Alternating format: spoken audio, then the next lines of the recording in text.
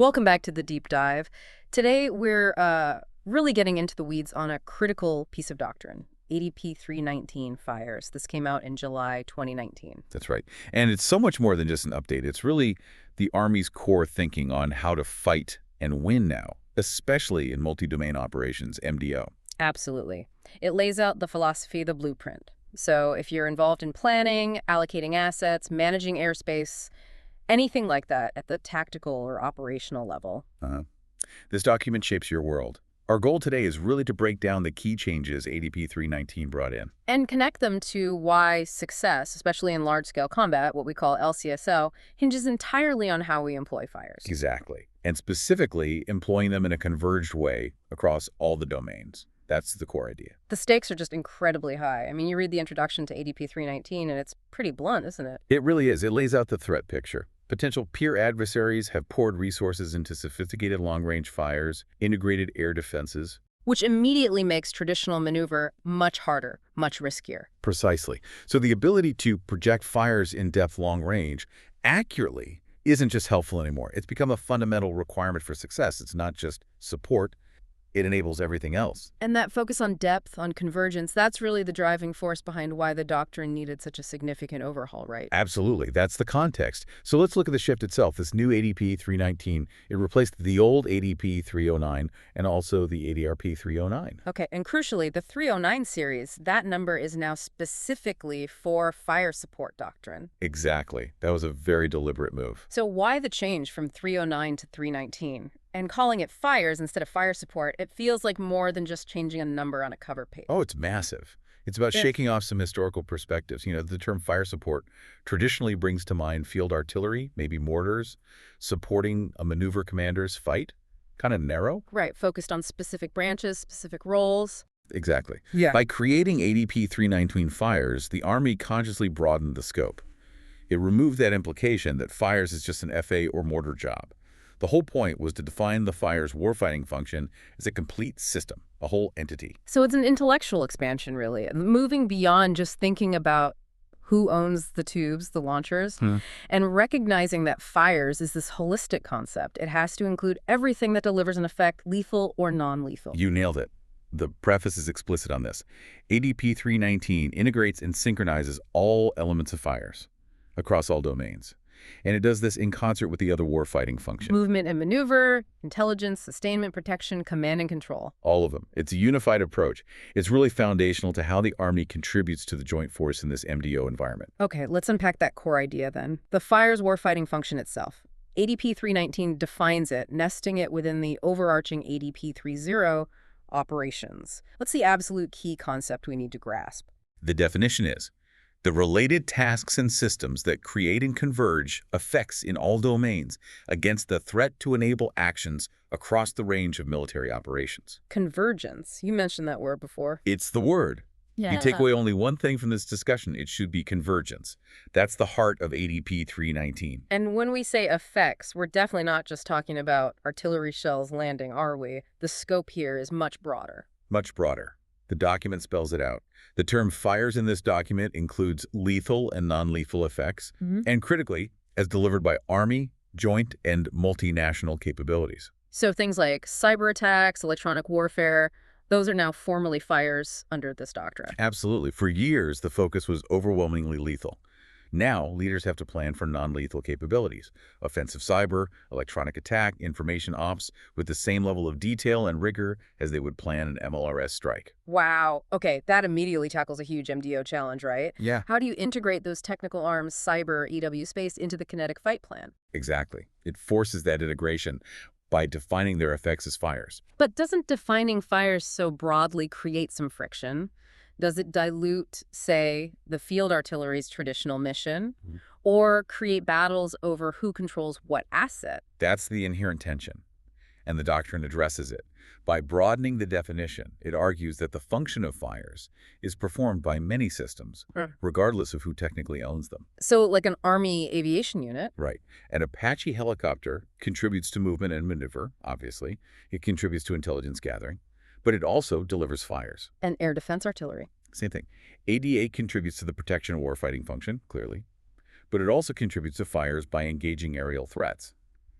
The doctrine points this out specifically. So the shift is away from defining the function by the branch or the platform. And toward defining it by the effect you're trying to achieve. Hmm. Field artillery's role becomes enabling those effects across all the domains, integrating everything. Which makes that integration piece, the staff work, absolutely critical. Paramount. So if we break down the Fires Warfighting function into its core tasks, how does the doctrine structure that? What's the workload look like? It basically groups the tasks into two main buckets. First is integration. The planning side. Right. Integrating Army, multinational, and joint fires.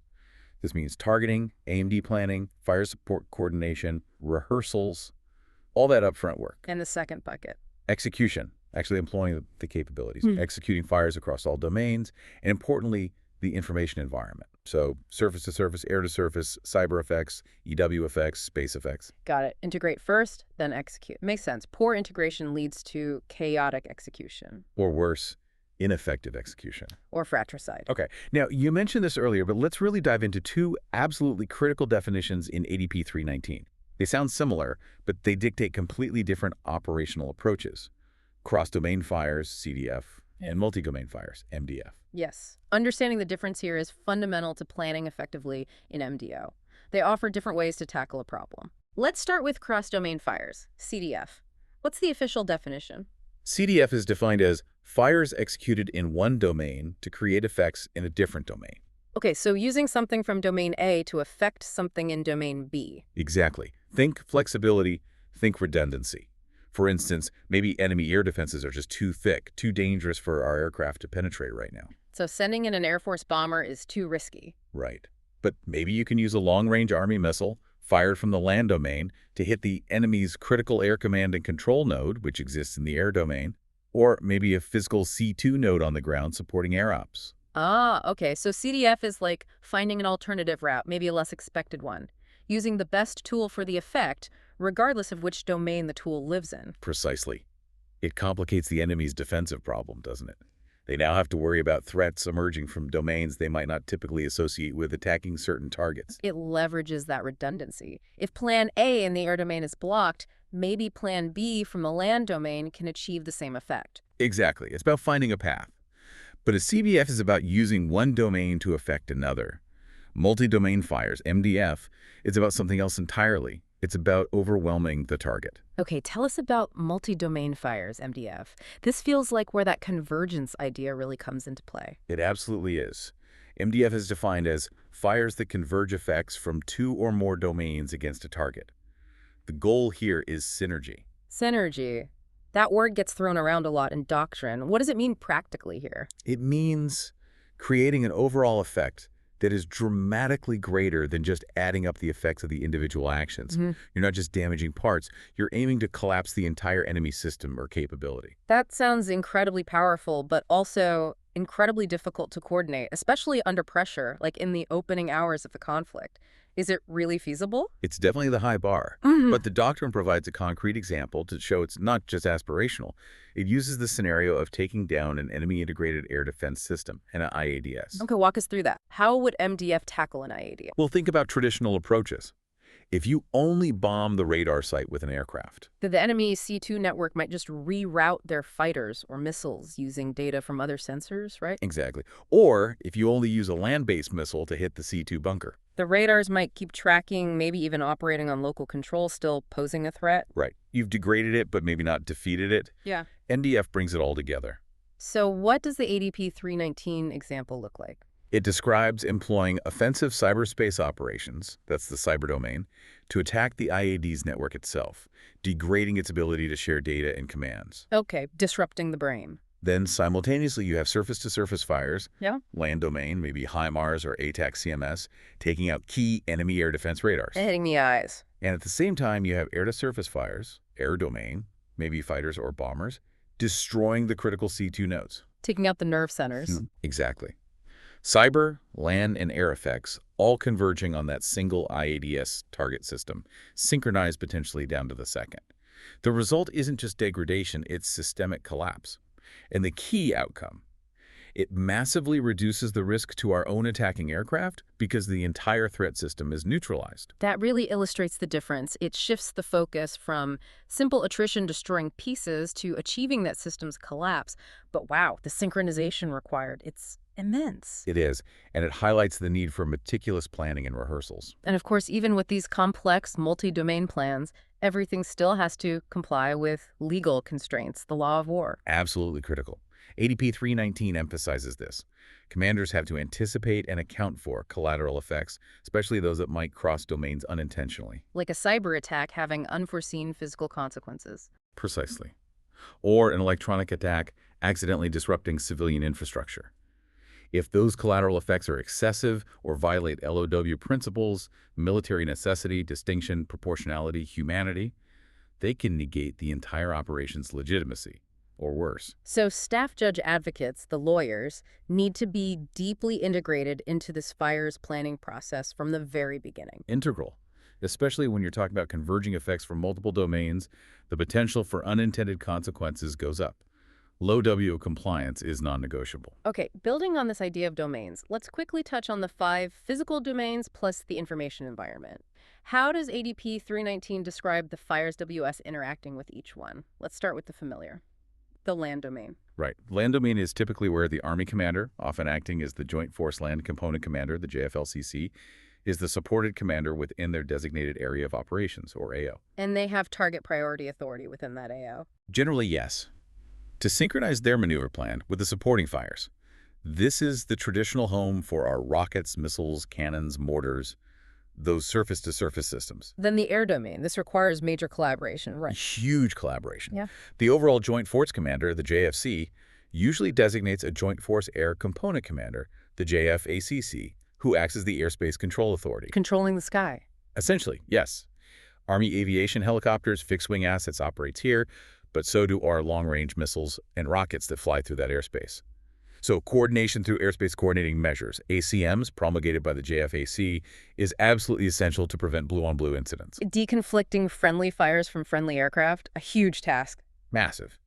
Especially when you consider the high maximum ordinate, the peak altitude of systems like GMLRS and ATES CMS. Okay, moving up. The space domain. The Doctrine frames this as foundational for modern warfighting. Utterly foundational. Think about what space provides. Positioning, navigation, and timing PNT. Crucial for GPS. Satellite communications SATCOM. Vital intelligence collection from satellites imagery. Signals intelligence. Missile early warning systems. Without reliable PNT, most of our smart weapons become less smart. Significantly less smart, or even unusable. So FIRE's capabilities related to space focus on 2 things: protecting our own space assets and offensive space control, or OSC. Offensive space control, what does that involve in terms of fires? OSC is about space negation.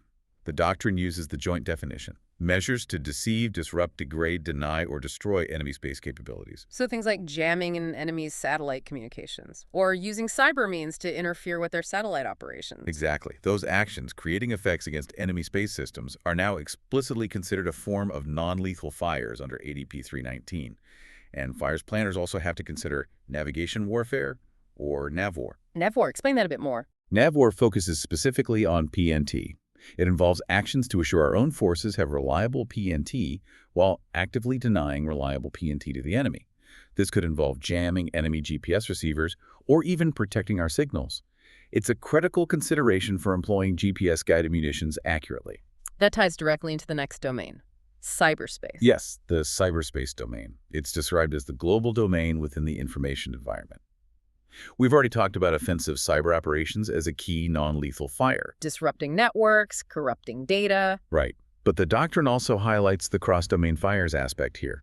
You can affect the cyberspace domain kinetically. How so? By using, say, a surface-to-surface missile, a land domain asset, to physically destroy an enemy data center or a critical fiber optic hub.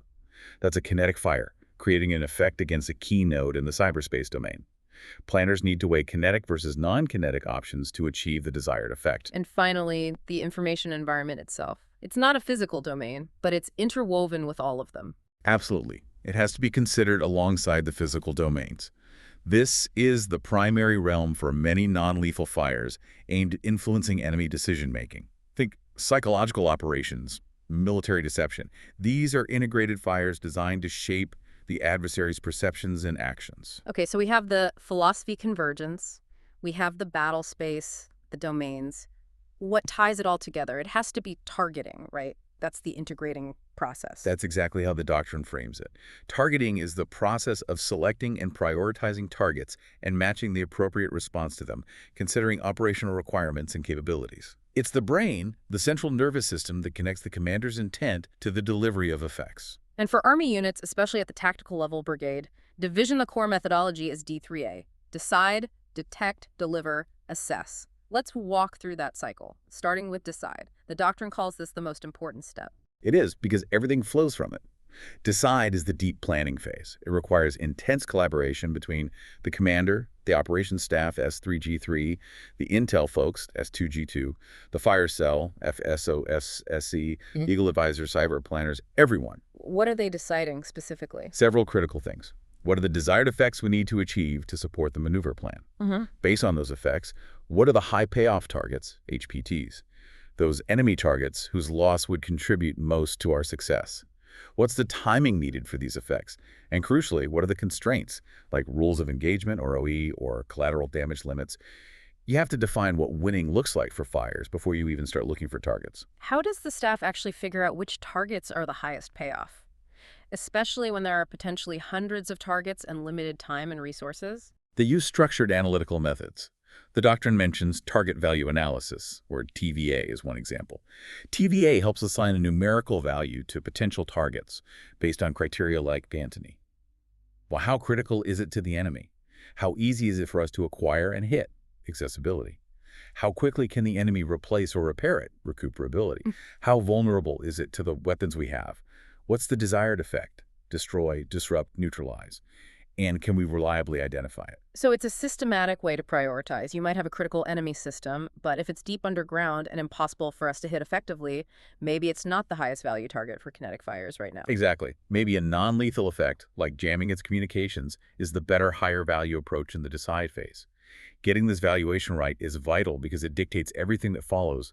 Where do we point our sensors? Which targets get the limited supply of precision munitions? Okay, so once we've decided what to hit, why, and how, we move to the next phase, detect. Detect is all about finding, identifying, locating, and then tracking those HPTs identified in the decide phase. The absolute key here is linking the HPT list to the overall intelligence collection plan. Translating targets into questions for the intel sensors. Precisely. The fire cell works with the G2S2 to translate HPTs into priority intelligence requirements, PIRs. These PIRs then drive the tasking of collection assets, drones, UAS, ground sensors, SIGINT platforms, human intelligence sources. You define named areas of interest, NAIs, and target areas of interest, TAIs, where you expect to find the HPTs. And the doctrine emphasizes continuous target tracking and validation. Why keep tracking something if you're not immediately shooting it? Seems resource intensive. It is a resource trade-off. You might track a high-value target continuously for several reasons. Maybe you need to confirm its identity or precise location before striking. Maybe you're waiting for it to move into a specific engagement zone where you can hit it more effectively or with less collateral damage risk. Or maybe you're waiting for the designated delivery asset like a specific aircraft or missile system to become available. Exactly. You might track an enemy mobile missile launcher because you know the Air Force has tasked fighters against it, but they won't be on station for another hour. If you lose track, you lose the opportunity. But you're right, it's a trade-off. Every sensor dedicated to tracking one target isn't available to search for new ones. So that decision to track versus search is a critical allocation choice made during execution, informed by the decide phase. Once a target is detected, located, identified, and validated, we move to deliver, the execution phase. Right. Delivery is about engaging the target according to the commander's guidance developed in the decide phase.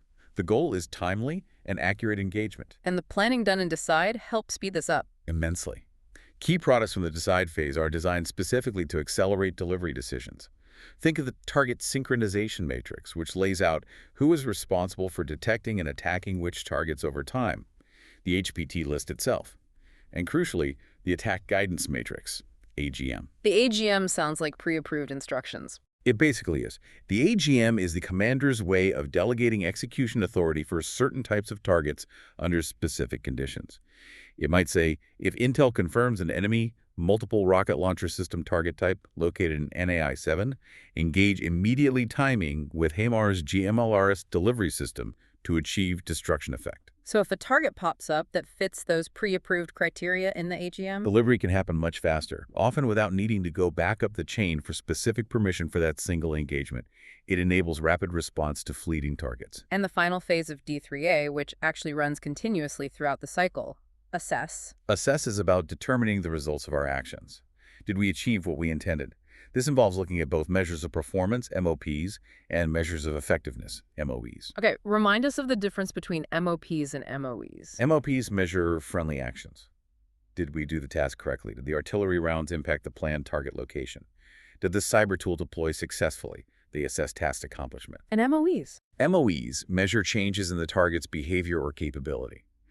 Did our attack achieve the desired effect on the enemy? If we targeted an enemy radar with the effect disrupt, did the radar stop emitting signals? If we targeted a bridge with destroy, is the bridge actually unusable by enemy forces? MOEs measure objective achievement. And if the assessment shows the MOEs weren't met? Then the cycle feeds immediately back into the process, usually triggering re-attack planning.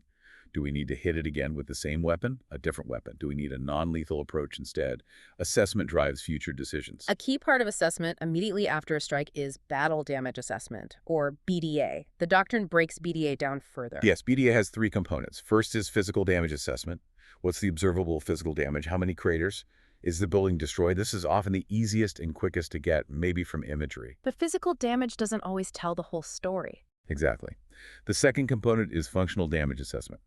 Can the target still perform its primary function? The building might look intact, low physical damage, but maybe the C2 equipment inside was destroyed by the blast, rendering it non-functional.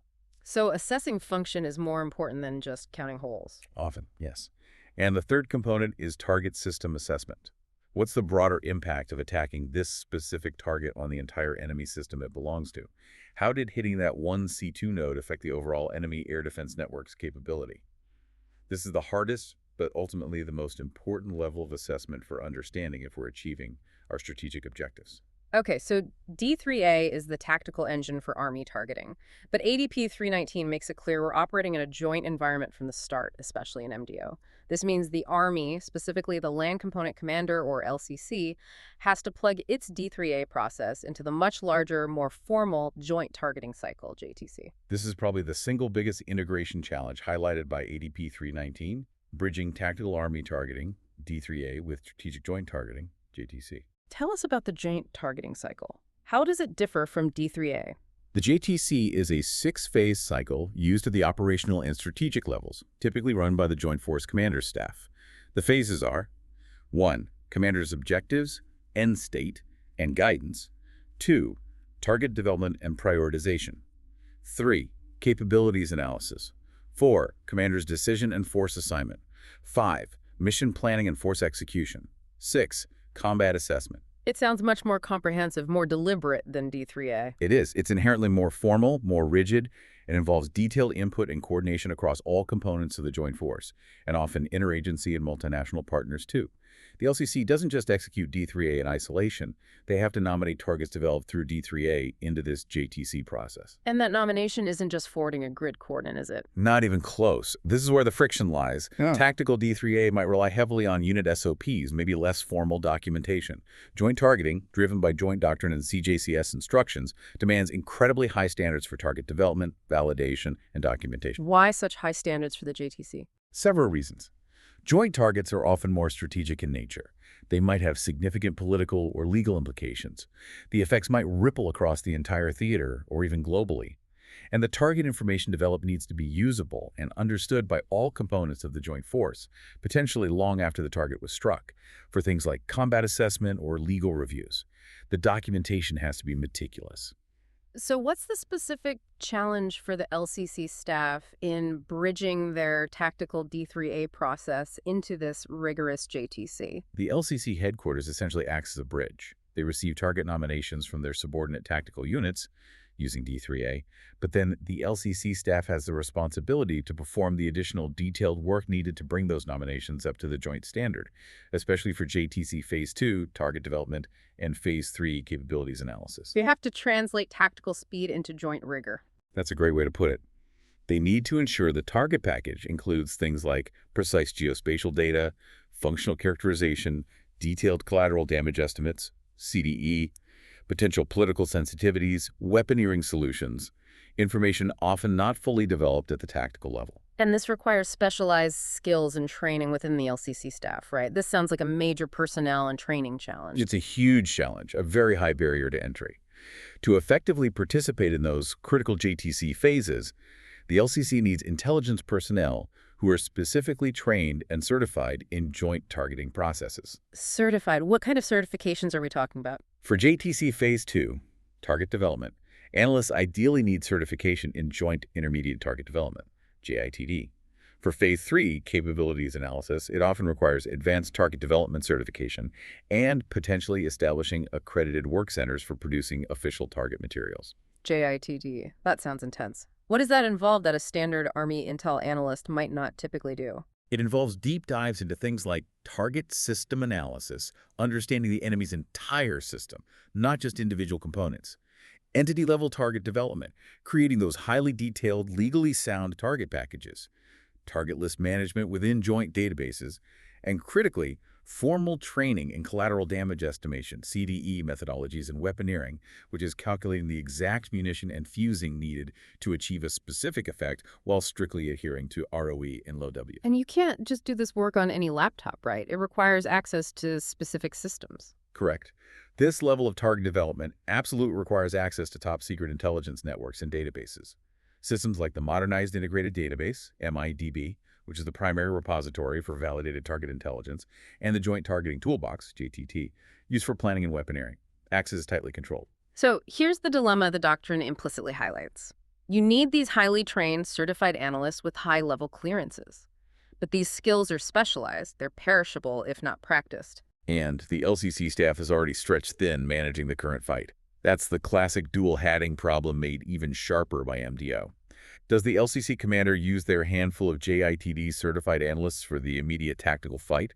Or do they protect their time and focus so they can maintain the currency needed for that complex, high-stakes joint targeting process? If they get bogged down in routine tactical work, they lose the edge needed for the joint fight. Exactly. It's a constant tension. Managing these perishable, high-demand, low-density skill sets within the LCC staff. That's a central challenge posed by the need to integrate D3A and the JTC effectively. So the LCC staff becomes this critical filter and translator, taking tactical needs, refining them, scrubbing them legally, formatting them technically, ensuring they meet joint standards before they even get formally nominated up the chain. They are the essential bridge between Army tactical speed and joint strategic rigor. Without that effective bridge, the Army can't fully leverage joint capabilities or contribute effectively to the JFC's overall campaign plan. Okay, let's pivot now and talk about the tools. The capabilities and systems that actually execute the Fires Warfighting Function, as laid out in Chapter 2 of ADP 319. We can start with the Army's own workhorses, surface-to-surface fires. Right. These remain the core of Army fires. We're talking cannon artillery, rockets, missiles, and the organic mortars within maneuver units. And the doctrine emphasizes their role isn't just hitting ground targets. Field artillery enables effects in other domains, too. How so? For example, by targeting and destroying enemy air defense command and control systems or enemy missile launchers, Army surface-to-surface fires directly support joint counter-air and counter-missile operations. Makes sense. Let's look at the rocket and missile systems specifically. MLRS, Multiple Launch Rocket System, HIMARS, High Mobility Artillery Rocket System, and the Guided MLRS Rocket, GMLRS. What's their unique contribution in MDO? Volume and precision at range. They can deliver a lot of firepower very quickly, ideal for counter-battery fire against enemy artillery or for striking high payoff targets deliberately. GMLRS, the guided rocket, is a game-changer, much greater accuracy and range, out to around 70 kilometers or more depending on the variant. What's the big coordination piece with rockets? Airspace. These rockets fly very high. Their maximum ordinate can be tens of thousands of feet.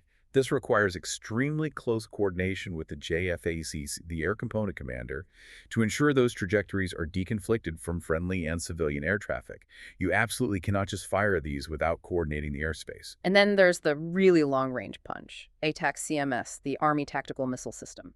ADP-CMS gives the Army commander operational or even strategic reach up to 300 kilometers. It's fast, all-weather, very accurate, carrying either submunitions or large unitary warhead. Ideal for hitting those deep targets. Exactly.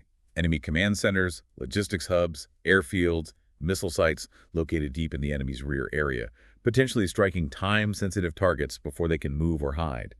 But again, that extreme range means an even higher maximum ordinate, making airspace deconfliction even more critical. And we can't overlook the most ubiquitous fire support asset, cannon artillery, tube artillery. Never. Cannons' howitzers are the foundation. They're typically the most responsive, available 24/7, and can provide 360-degree coverage around their firing positions. And they're not just area weapons anymore. Because of precision munitions. Right.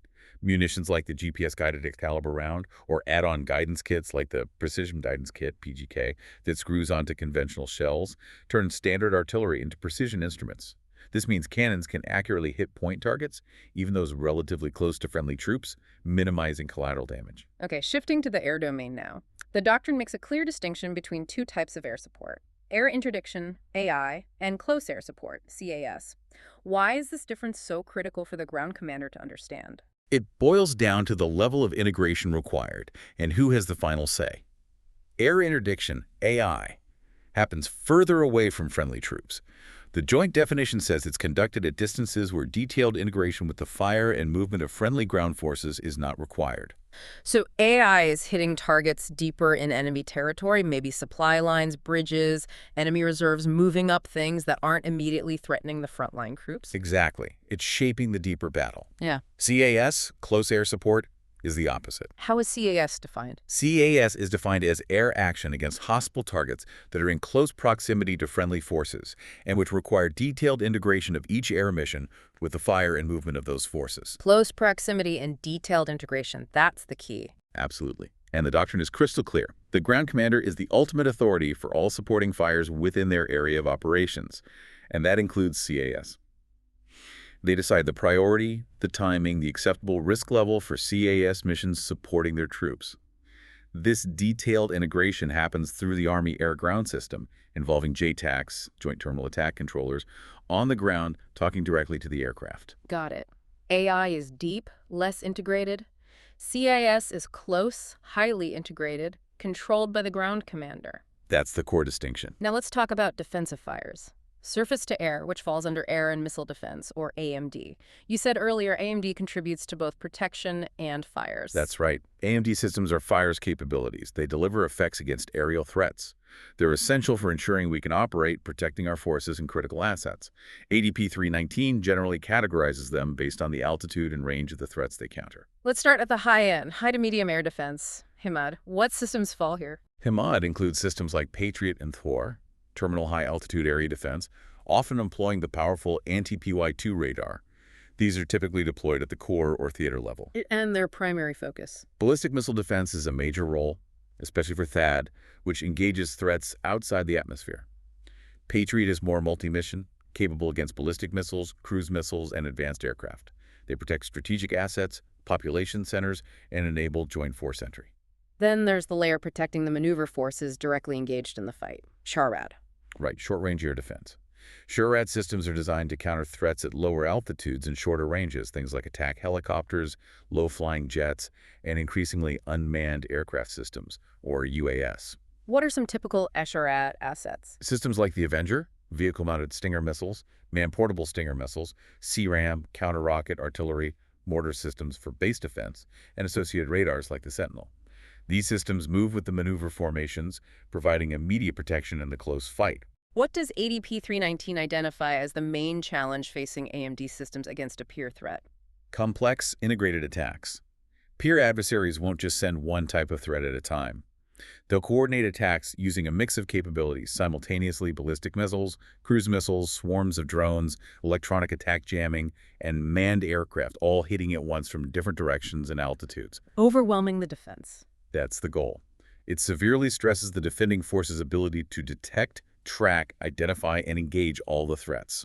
It demands seamless integration and synchronization between the Hamid and Shared layers and robust command and control. Okay, let's round out the capabilities section by revisiting some of the non-lethal and enabling fires that Chapter 2 really elevates. Electronic attack, EA. Explicitly called out as a form of fires. EA uses electromagnetic energy jamming deception to degrade, neutralize, or destroy enemy electronic systems. If you jam an enemy radar so they can't guide their missiles or disrupt their communications network, you've achieved a fire effect non-lethally. In space contributions, we touched on PNT and ISATCOM reliance. Yes, fires depend heavily on space for PNT accuracy, comms reachback, and intelligence, imagery SIGINT.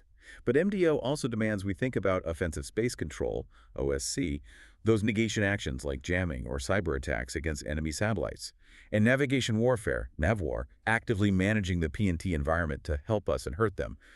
Fires planners need to know which friendly systems are GPS dependent, which are hardened, and which enemy systems rely heavily on PNT, making them vulnerable to NAVWAR effects. And we shouldn't forget Special Operations Forces, SOF. How do they fit into the fires picture? SOF provides unique, highly scalable lethal and non-lethal effects. They're invaluable for deep reconnaissance and target development, providing that ground truth confirmation. They can nominate targets from behind enemy lines, and they possess surgical strike capabilities and specialized non-lethal options like psychological operations or unconventional warfare that other forces can't replicate. They're a key enabler for joint fires. So the whole point of defining these functions, understanding these capabilities, is to apply them effectively, especially against a sophisticated peer adversary, which is the core challenge driving MDO and ADP 319. Exactly. The doctrine is written with that peer competitor in mind. It describes them as capable of generating, at least temporarily or regionally, equal or even superior combat power. They aim to achieve their objectives quickly, potentially before the U.S. can fully deploy or respond, by inflicting damage across multiple domains. And ADP 319 outlines 5 general methods these peer threats use to challenge us.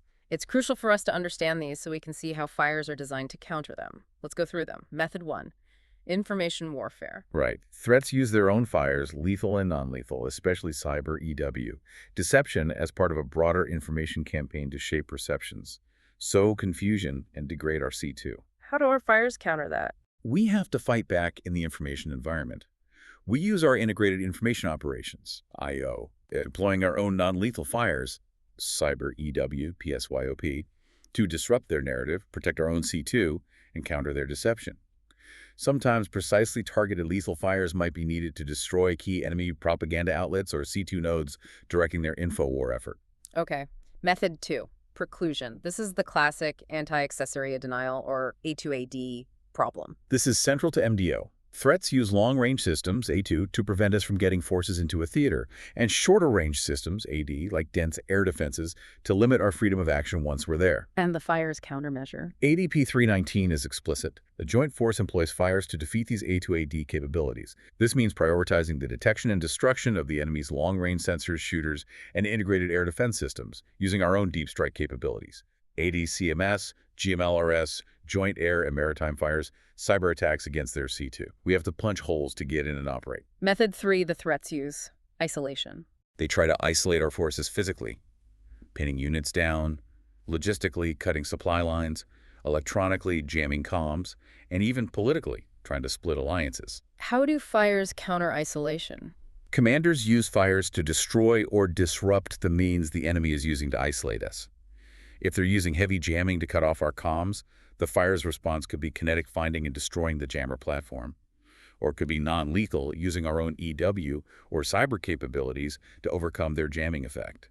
If they're trying to physically isolate a unit, fires could be used to suppress the enemy forces doing the isolating. Method 4, sanctuary. This one seems tricky, involving boundaries. It is. Threats try to exploit political boundaries, like neutral borders, legal constraints like placing assets near protected sites, or physical terrain like deep underground bunkers to shield their critical capabilities from our attacks. So how do we deal with targets in sanctuary? It demands creative planning back in the decide phase. Options include trying to diplomatically or militarily expand the operational area to remove the sanctuary, using non-kinetic means like cyber or IO if kinetic strikes are prohibited, employing tactics to force the target out of sanctuary into an area where we can strike it, Or, if we absolutely can't attack the asset itself, focusing fires on mitigating its effects, maybe destroying the missiles it launches after they leave the sanctuary, for example. And the final method threats use: systems warfare. Peer adversaries understand that modern military power relies on complex, interconnected systems, command and control networks, logistics infrastructure, intelligence sensors, PNT signals. They will try to attack the critical nodes and links within our systems. So our counter is to do the same to them. Essentially, yes. We must conduct rigorous target system analysis on the adversary's key operational systems, their IADs, their C2 network, or their long-range fires complex. The goal is to identify their critical vulnerabilities, the linchpins that, if successfully attacked using converged multi-domain fires, will cause cascading failure throughout their entire system. Targeting is the heart of countering systems warfare. This application of fires against these threat methods is then organized within the Army's broader operational framework, Unified Land Operations, ULO, and specifically across its 4 strategic roles. Let's quickly see how fires fits into each. Role 1, shape operational environments. This is the steady-state, day-to-day activity before conflict. Fires contribute through security cooperation activities, training with allies, building partner capacity. A key aspect is ensuring technical and procedural interoperability, like establishing shared fire control networks. It also involves intelligence gathering and refining potential target lists as part of contingency planning. Okay. Role 2, prevent conflict. This is about deterrence. Deterrence is about influencing the adversary's decision-making, making them believe the cost of aggression outweighs any potential benefit.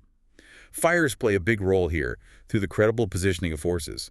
The Doctrine mentions deploying Patriot batteries forward as an example. A visible sign of defensive capability. Exactly. It signals resolve and denies the enemy an easy win. Fires also provide flexible deterrent options, FDOs, pre-planned packages of lethal or non-lethal actions that can be executed quickly to signal capability and intent without necessarily escalating to full conflict. Maintaining up-to-date target databases for rapid response is crucial for deterrence. The adversary needs to know we can act decisively if provoked. Role 3, prevail during large-scale combat operations, LCSO, the main event. Here, as we've discussed, the absolute focus is convergence, massing effects from multiple domains simultaneously to overwhelm the enemy.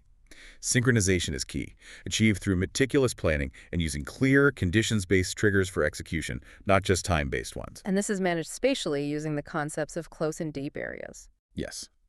Higher echelons, like Corps and Theater Army, typically focus their long-range fires, ATCMS, potentially joint assets, into the deep area. They're shaping the fight by hitting enemy reserves, C2, logistics, before they can affect the current battle.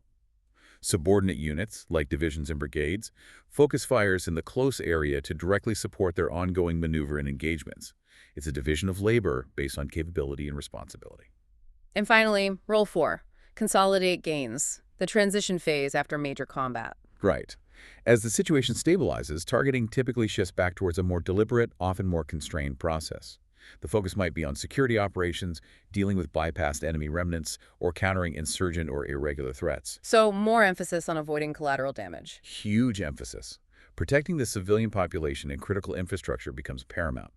This demands very careful target development, precise weaponeering, and potentially prioritizing non-lethal options to minimize harm while still achieving necessary security effects. Now, a core tenet of MDO, and really modern warfare in general, is that we almost never fight alone. We fight as part of coalitions or alliances. This brings us to the challenge of integrating multinational fires. ADP 319 addresses this directly. It has to. Multinational operations are the norm. But integrating fires effectively across different nations is inherently complex. Why is it so difficult? Because each partner nation brings its own unique military capabilities, but also its own national caveats or restrictions on how those capabilities can be used.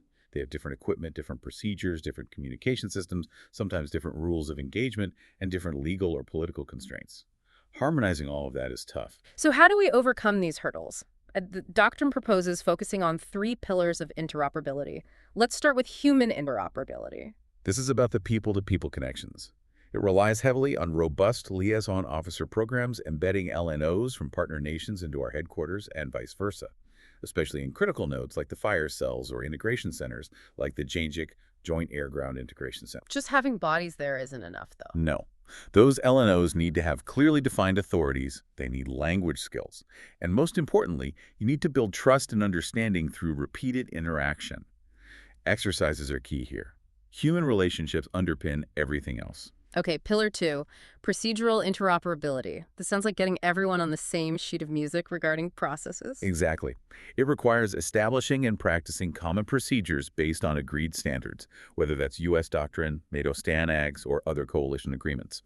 Key areas include common ROE, or at least a clear understanding of national differences, common fire support coordination measures, FSCMs, and airspace coordinating measures, ACMs, so we don't hit each other, and critically, a common methodology for collateral damage estimation, CDE. Why is CDE such a sticking point? Because different nations can have vastly different legal thresholds for acceptable collateral damage risk.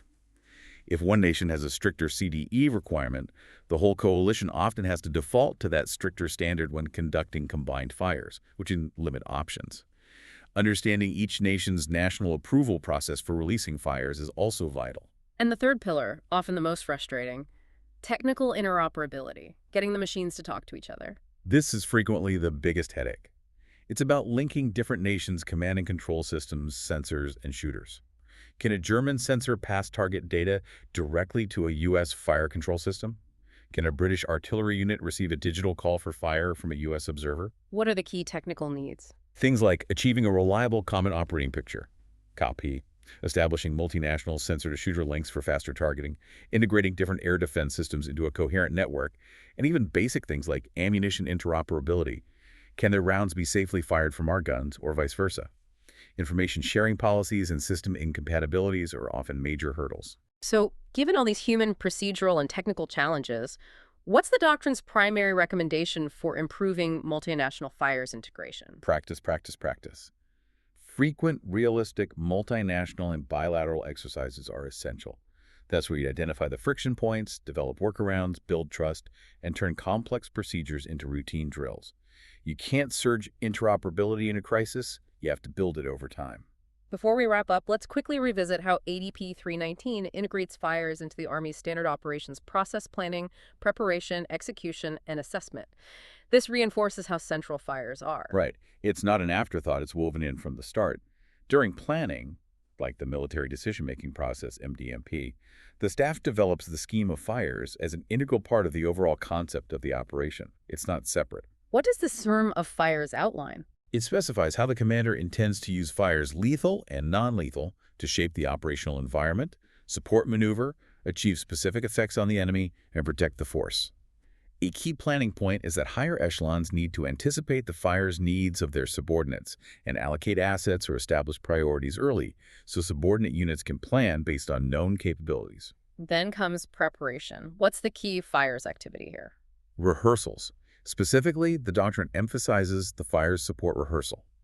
This is distinct from, but related to, the overall combined arms rehearsal. What happens in the fires support rehearsal? This rehearsal focuses specifically on synchronizing all the elements of the fire's plan.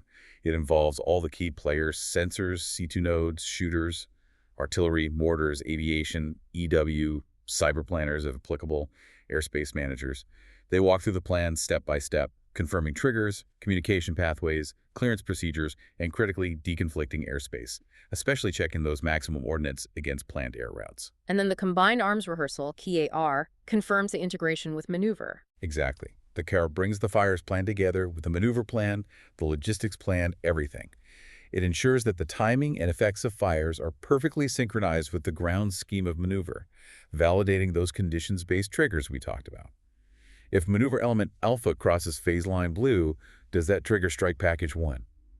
Everyone needs to be clear. And finally, during execution, it all comes back to that continuous assessment loop using MOPs and MOEs. Yes. Assessment during execution is vital for maintaining tempo. Are fires having the intended effect? Do we need to reattack a target? Do we need to shift resources based on new intelligence or changing battlefield conditions? That assessment informs dynamic replanning and retasking, keeping the fires relevant to the evolving fight. So we've covered a tremendous amount of ground on ADP 319 fires. From the fundamental shift in defining the warfighting function to the critical distinction between cross-domain and multi-domain fires, really emphasizing that philosophy of convergence. And digging into the complexities and friction involved in integrating the tactical Army D3A process with the strategic rigor of the joint targeting cycle. I think the truly revolutionary piece is how this doctrine formally demands convergence and elevates non-lethal effects cyber EWIO to the same planning plane as traditional kinetic fires.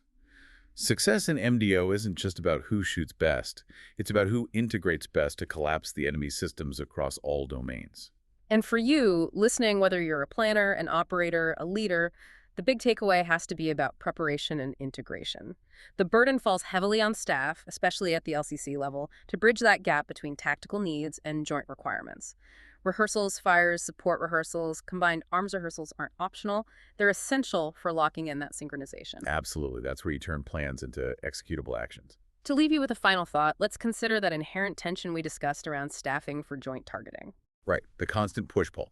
You have the relentless demand for rapid responsive tactical fires using D3A. But you also have this incredibly high barrier to entry for effective participation in the joint targeting cycle. The need for specialized certified analysts, access to highly classified systems like MIDB and JTT, and meticulous adherence to joint standards and CJCSIs. And the friction point is managing that small pool of qualified personnel. How does the LCC ensure its analysts maintain those perishable, high-end joint targeting skills while also supporting the immediate, often overwhelming, demands of the tactical fight? It's arguably one of the biggest readiness challenges for the Army in implementing MDO. The doctrine demands these specialized capabilities, but the operational reality often forces commanders to use those same highly skilled people for more general tasks just to keep up. Bridging that gap between the requirement for joint certified expertise and the realities of personnel constraints is something leaders at all levels need to grapple with. It puts the onus squarely on the LCC staff to be not just proficient, but certified, current, and ready to translate between the tactical and strategic worlds, often under immense pressure. That's the challenge ADP 319 lays bare. A crucial challenge indeed. Thank you for joining us for this deep dive into ADP 319 fires. We hope you found it valuable. We'll see you next time.